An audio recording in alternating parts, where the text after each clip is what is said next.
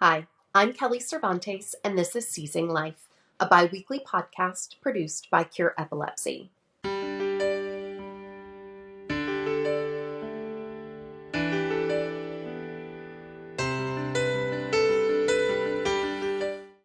This week, in honor of Veterans Day, we're focusing on post-traumatic epilepsy by revisiting two previous conversations with veterans impacted by PTE. But first, I'm happy to welcome Dr. Lauren Harte-Hargrove to the podcast to provide us with a basic understanding of post-traumatic epilepsy and an overview of some of the research currently being done in this area. Dr. Harte-Hargrove is the Associate Director of Research at CURE Epilepsy, where she is responsible for providing oversight of CURE Epilepsy's research portfolio and initiatives.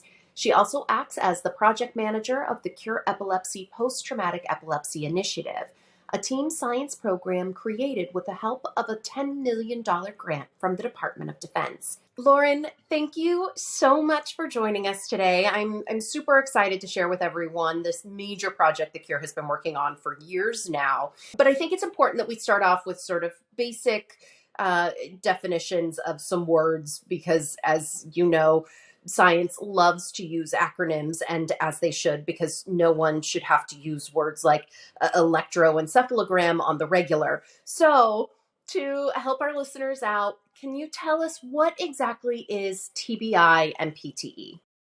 Of course, that's a great place to start. So PTE stands for post-traumatic epilepsy and is a type of epilepsy that can occur after a traumatic brain injury or TBI. Great. And so what are some examples of a traumatic brain injury? Well, there are a number of ways to sustain a traumatic brain injury, and it could be someone who just has an accidental fall and bumps their head. It could be a TBI that happens during a car accident or during a sports-related incident. For our military service members, they may sustain a TBI during the line of duty. So, for example, it could be a blast or a penetrating brain injury. And in fact, all of these different types of traumatic brain injuries put a person at risk for developing post-traumatic epilepsy or PTE. So let's dive into that relationship a little bit more. You say that anyone who experiences a TBI is more likely to develop post-traumatic epilepsy. What is the relationship between the two? Well, there's a lot that we know about the relationship between TBI and PTE, but there's a lot that we don't know that we're still working on understanding. So we understand that post-traumatic epilepsy can develop in as little as weeks after a traumatic brain injury. It could be months, it could be even years. Most people will develop PTE within the first 2 years after a traumatic brain injury. But again, it can be, past 2 years, many years after that original traumatic brain injury. We understand that a person who sustains a severe TBI is more likely to develop post-traumatic epilepsy, but there's still a lot that we don't understand about what puts a person at risk for developing PTE after TBI. And that's what we're working to understand right now. What puts a person at risk and what are those mechanisms that are occurring in the brain after a traumatic brain injury that lead to post-traumatic epilepsy? What does post-traumatic epilepsy look like? Is it similar to just sort of your generic run-of-the-mill, popped up out of nowhere, don't know why it's happening epilepsy? Well, PTE happens after this period of time that is called the epileptogenic period. So epileptogenesis is the development of epilepsy. And so there is a period of time after TBI before PTE happens. And so there's actually a period in which we could intervene if we understood more about PTE, but it is a recurrent seizure disorder. And so people who have sustained a traumatic brain injury and then develop PTE are having recurring seizures. Now, we do have some medications that could treat this, but the medications that we have, many of them do not work on everyone, and there can be unwanted side effects. And so there can be really a great burden on not only the person who develops PTE and who is having these recurring seizures, but also their caregivers and their loved ones and their family members.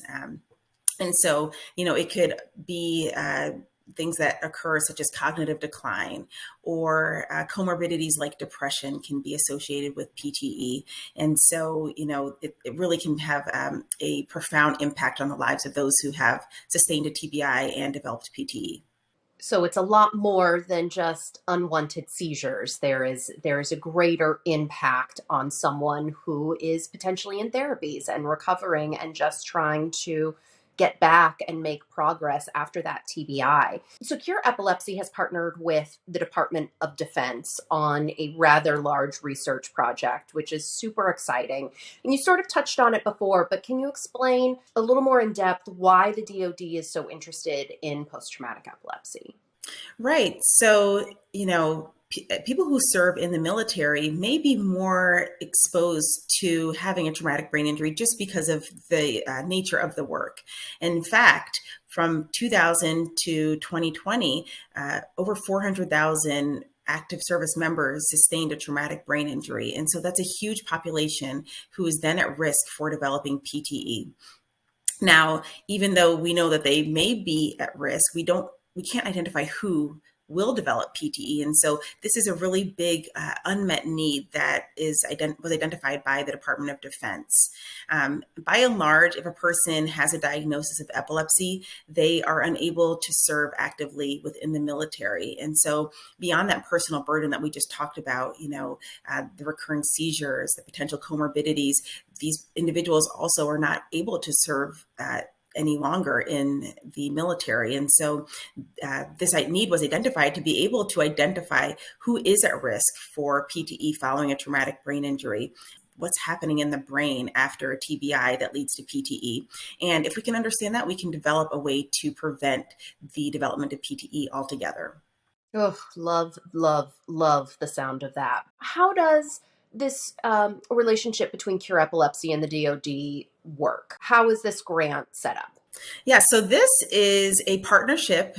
We received a $10 million grant, and the work began in 2015. We were granted this funding by a certain section of the DoD, and it's a mouthful, but it's called the CDMRP, or Congressionally Directed Medical Research Program, Traumatic Brain Injury and Psychological Health Research Program.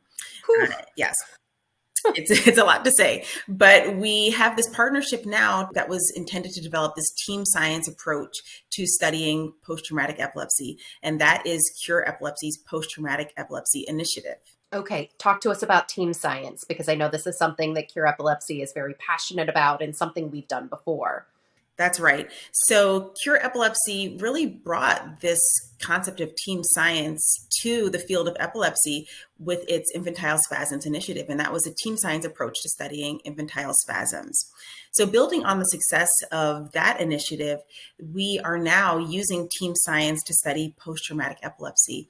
And you can think of it as, we have a multidisciplinary project, many different investigators. In fact, over 80 senior PIs, senior investigators, junior investigators, postdocs, graduate students, all working together as parts of the puzzle, lending their different expertise. So we have 6 main teams, but we're meeting frequently so that our teams can learn from one another, so that they can share data in real time.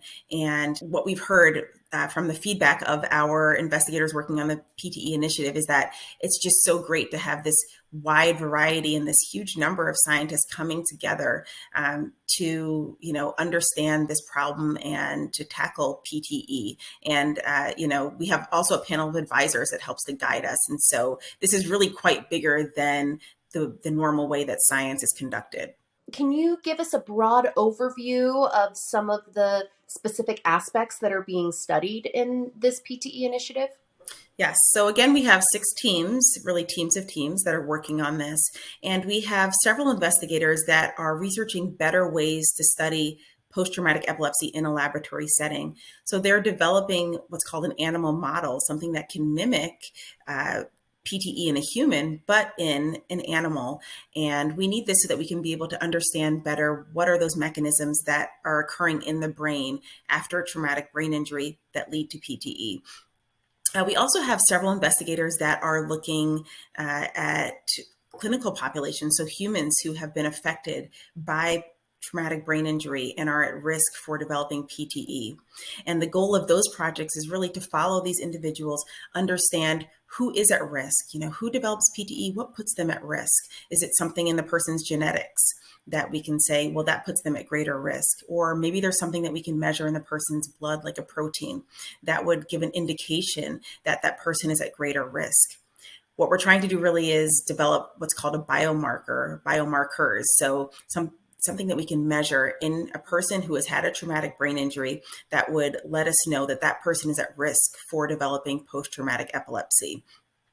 And also understand the mechanisms at the same time of what's happening in the brain after a traumatic brain injury. And in that way, we can really reach our ultimate goal. So we're laying the foundation here for what we need to do, which is take those individuals that are at risk for developing post-traumatic epilepsy and then develop a trial where we can find a way to prevent the development of post-traumatic epilepsy after traumatic brain injury. This particular study is focused more on our servicemen and women, but you think about it in terms of the mom who was in a car accident and suffered a brain injury, and just being able to imagine that while they're in the hospital, being able to have a blood test done or an MRI and immediately know what their risk level is and to be able to start them on some medication. You just see so much potential and so many possibilities across the epilepsy spectrum. Lauren, thank you so much for talking with us. Thank you so much for everything that you do for CURE Epilepsy and heading up this program. We absolutely adore you and value you. And so just thank you so much. Well, thank you. I mean, it's been great being able to talk about it. And really, I just want to say it's a team effort. And so I would just like to thank all of our researchers that are out there hard at work. Absolutely. Hi, this is Brandon from CURE Epilepsy. Did you know that 1 in 26 Americans will develop epilepsy in their lifetime? For more than 20 years, CURE Epilepsy has funded cutting-edge, patient-focused research. Learn more about our mission to end epilepsy at cureepilepsy.org. Now back to Seizing Life. In November of 2020, we spoke with retired Army Captain Patrick Horan and his wife Patty about the traumatic brain injury that he suffered while serving in Iraq in 2007 and the resulting post-traumatic epilepsy that impacted his recovery process.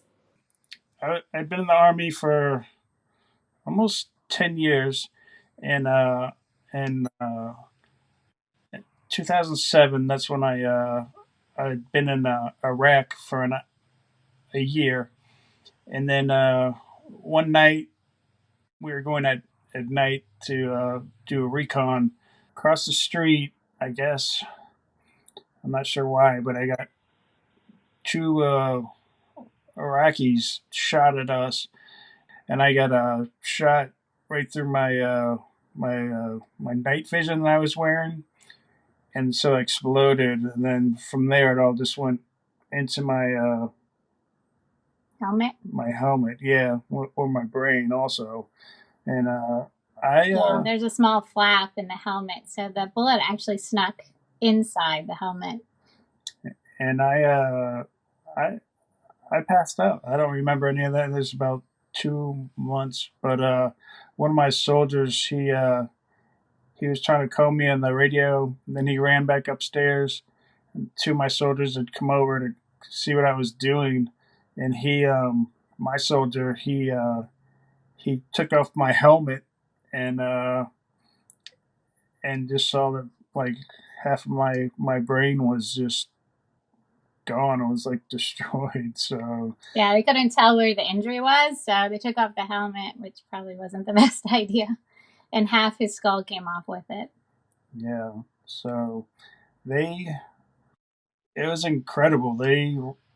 We went from there. It was about 15 minutes away. We went to Baghdad, and then less than 10 minutes later, I was in a helicopter going to Balad, and I landed there like 45 minutes later, and they did the surgery right away, took off 40% of my skull, and Pat was really lucky too, because that night he was the only one injured, and they had a clear road to get to the local field hospital. So that you hear about the golden hour, which he did get medical within an hour. So he was very lucky that night. Yeah. When I got shot to Welland, I was in Bethesda, Maryland. It only took 36 hours. It sounds like it's a miracle that you're talking with us today. I mean, I can't even imagine, nor do I want to. Did anyone mention post-traumatic epilepsy to you at this point? Well, yeah, I arrived at the Naval Hospital in Bethesda. You arrived there late Sunday night. I took a red eye from Seattle, Washington, and I arrived in DC Monday morning first thing, and was escorted to the hospital and got like a medical briefing right away. So he was in the ICU. His head was so swollen it looked normal, even though they had taken off probably 40% of the skull, or had been fractured because of the bullet wound. So one of the things on the list of probably 30 things that could go wrong was seizure. So they did say if Pat has a seizure within the first 3 weeks, that he would most likely pass away. So that was my first introduction to epilepsy. And did they say anything to you about what happens if he has a seizure after 3 weeks, or to be on the lookout for that? No. So, I mean, that really stuck in my mind, and he did not have a seizure, and prophylactically they gave him Keppra in the ICU for the first couple of weeks. So, thankfully at that point, no epilepsy occurred. After 6 weeks, then I went to RIC in Chicago, and I was wearing a helmet for rehabilitation, right? Yeah. So we were in Chicago. He did a lot of intense rehab, and they did give me this really great book on brain injury recovery, and there was a section on epilepsy. No one really spoke to me much about it in Chicago. Just gave me the book, and I remember seeing the page on it and thinking that it was a possibility, but I just felt like, that's not going to happen to us. But it did, unfortunately. And it did. And can you tell us what happened when that first seizure occurred? I don't know anything to me happened, but Patty said she woke up around like 2:00 in the morning, and just all of a sudden I was having like a grandma seizure, and Patty had no idea what a grandma seizure was. No. So it was probably the scariest moment of my entire life, honestly. I thought he was dying. It was 4.5 months into recovery, and I thought, what in the world? He came back alive from this gunshot wound. We've worked really hard, and now he's going to die tonight.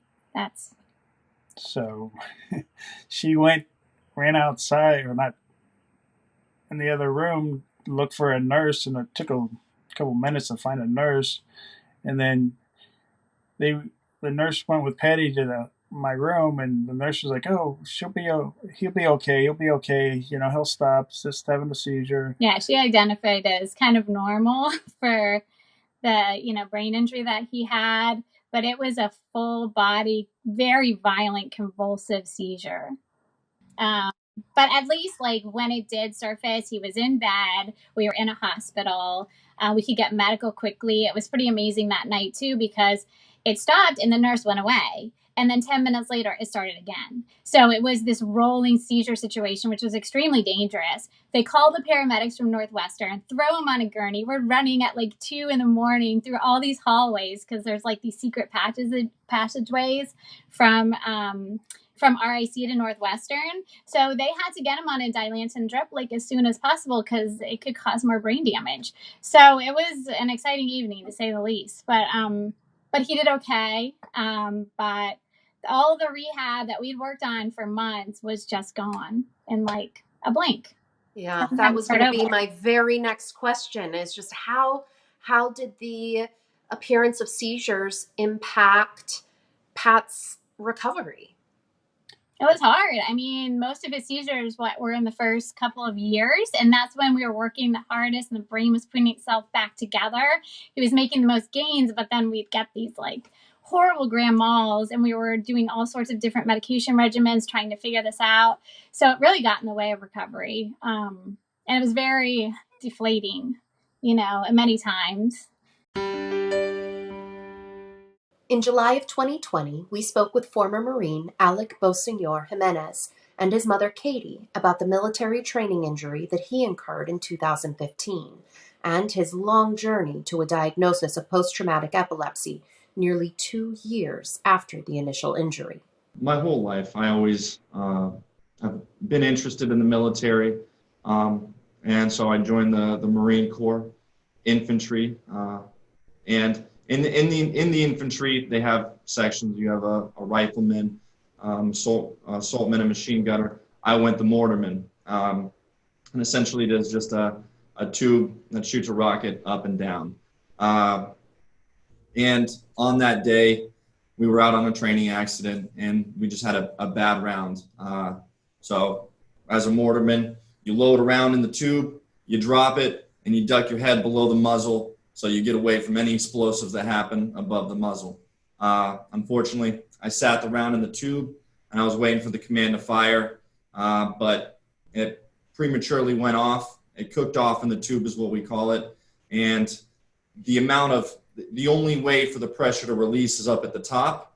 So I was still looking directly at the top of the muzzle, and my fingers were there. So it knocked off my fingers, and I got a huge round of concussive to my head, concussion.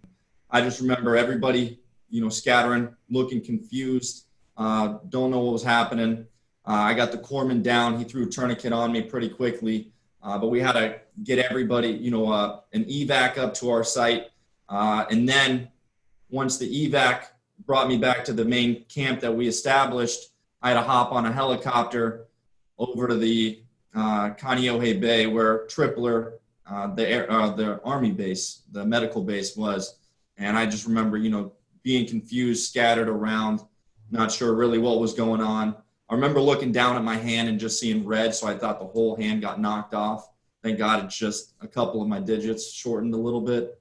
The next few days I was surgery. So I was under a lot of anesthesia. I couldn't tell you what happened after the next few days. She can tell you on that one. Well, and what happened quite quickly, Alec actually is even the one that phoned me. So I was in Florida. So within 24 hours, I was on the plane there. So I got to him pretty quickly. And like Alex said, a lot of surgeries, a lot of debridement, a lot of saving fingers, saving his thumb. There was no real tests and no real discussion about any brain head trauma. Was there an MRI done? Any sort of brain scan? Did they discuss concussions, traumatic brain injury, post-traumatic epilepsy with you? Because it was so visual, my hand was the issue. There was no attention really directed towards my head. I don't think the story out on the field got written down because, essentially you're supposed to duck below the muzzle where all the explosion comes from. So I think they thought I ducked below the muzzle, and again, no real attention was paid directed towards my head. And I think that the immediate concern was his hand. It was really saving his hand. The extent of the damage, that was just that was the mission. That was the goal when they got there and the medical staff. So I don't recall ever them saying anything about an MRI. If they did one in the beginning, they didn't find anything because I was with him for the next 20 days in the hospital. There was no MRI. There was no discussion about head trauma. It was really his hands. Mm-hmm. Which was the visible injury. I mean, it's, you can see the logic in it. That's the visible one that's there. When did you have your first seizure? The accident happened in May, and my first seizure happened in December. So pretty quickly after. But it really didn't show much attention. I just was driven to the hospital, kind of treated, and then sent back to the battalion that I was with. Did they give you any explanation as to why you might have had the seizure? I was out at one of my friends at my battalion's house. We were having a few beers, just kicking back away from the Wounded Warrior Battalion is where they relocated me to. So I think they saw it more as, we were causing trouble, drinking away from the staff, and they saw it as me doing something wrong instead of relating it back to my injury. And he went by ambulance because his friend saw him. What we know now was a tonic-clonic seizure. He fell over. He had facial injuries, and I got the phone call from him. In the emergency room. I even remember speaking to the nurse. They had him handcuffed to the gurney because he was angry. And we know that when people have seizures, they get angry, they get confused. That's typical for Alec. We know that now. And it was described by the friends he was with. It was two people. They described that it looked like he had a seizure. They drug tested him. They did all these things and said, we don't see anything in his system. And they released him. And that was They it. drug tested him, but they didn't do an MRI. They didn't. And I just don't understand that piece, looking back. I mean, I'm hindsight 2020, knowing what I know now, but we can't go back. We can't go back because that doesn't exist. That day doesn't exist. But it definitely wasn't unfortunate. But that was seizure number one. That was that clinical signs that showed something major. I know just by looking back at that time, the confusion, his memory, he remembers not a lot of that time. We kind of had blamed it on the medication because he was on a lot of medication. I have to believe that, I really do believe that he was already having some seizures. We just didn't see them. And then the next seizure happened. It was definitely... How many years have gone by at this point, or how much time? About a year and a half. Yeah, I think close to 2 years. I was medically retired from the military. Just kind of now again restarting life essentially. I selected a college back out in Colorado, moving away from mom after all this medical stuff, being released. That was a hard pill to swallow, being medically retired from the Marine Corps, because that's what I wanted to be in. So I picked a new career path. I'm motivated to get to Colorado, move into my place. I just drove from Florida to Colorado with all my gear, moving into my apartment. My cousin came out to visit me, and we were in what they call Cave of the Winds. It's an attraction out in the mountains, and I had a seizure when we were doing a cave tour. And I just remember, I just think the load of stress that was happening at the time, the transition in life, still really kind of grinding my gears, a long drive. But again, It was a tonic-clonic. It was a big, one of those big seizures that you can't avoid. You see them, they're happening. And I continue the position that had I known what to look for, I know that he was having more than just these big ones. These big events were just presenting, but I know what I know now about seizures and specifically Alec. There were other things present, but I just didn't know. We didn't know what they were to even identify those things at the time. Yeah, I absolutely. And at that point, an MRI is done and you are diagnosed. Is that correct? At that point, they referred me to a neurologist out in Colorado. So that was the first time I got really attention towards my head. I'm now in with the neurologist, and she starts me on a light prescription of Keppra. So now they're thinking, I'm having seizures. I don't think I was diagnosed specifically at that point with epilepsy, but from then on, my epilepsy really started ramping up. I was having, the tonic-clonics, grand mals. And we started gaining the knowledge of what we know now, that, hey, this is a really big problem. We need to, give it more of a focus and treat it as a bigger problem. So I started getting prescribed medication, and we just started testing out a lot of different things. How have the seizures affected your life? One big thing that I do want to put out to whoever watches this is I like to be a very independent person, and I do have a support team, but I don't ever really want to lie into their hands too much. But there's been multiple times where, I've come off of medication out of frustration when at the very beginning when stuff was ramping up. And I would just go off and try to be away, thinking that moving or changing my locations is what's going to solve the issue. And, I end up in a hospital, not knowing where I'm at, and my mom has to come. You can't do this alone. It does definitely bring on some dark days. You can't go after certain things that you thought you wanted to. You have to take a slower pace at things, but everything is achievable just at the right speeds, and with the right support system, and relying on your team essentially. Thank you to all of our guests for sharing their insights and experiences. We want to take a moment to let our audience know that sadly, Alec Beauseigneur-Jimenez passed away in early 2021 from an accident unrelated to epilepsy. As you heard in the excerpt from our conversation, Alec was a young man with a great love for his country who was determined not to let epilepsy control the course of his life. We honor Alec's determination and spirit as we continue our mission to advance research and find a cure for epilepsy. Thank you.